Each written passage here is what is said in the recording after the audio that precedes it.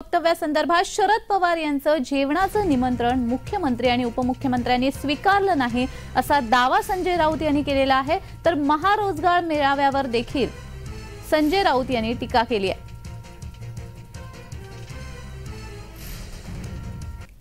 पवार जी सबसे ऊपर है।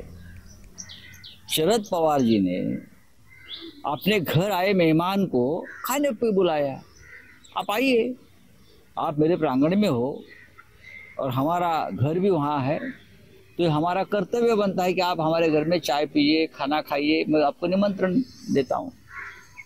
लेकिन ये दोनों ने निमंत्रण नहीं स्वीकार किया, ये मेरी जानकारी है। मेरी सुबह पवार साहब से बात हो गई। हा महारोजगार मेळावा जो आहे तो का तुमच्या माता पित्यांचा पिताश्रींचा आहे का? सरकारचा आहे।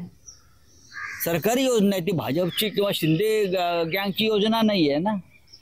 सरकारी योजना आणि विद्यमान खासदार आमदार त्या सरकारी योजनेचा भाग असतो आणि तुम्ही त्यांना बोलवत नाही तिकडे जाऊन। हे अशा प्रकारचं घाणेरडं डर्टी पॉलिटिक्स हे या महाराष्ट्रात देवेंद्र फडणवीस किंवा भाजप आल्यापासून सुरू झालं, याआधी असं होत नव्हतं।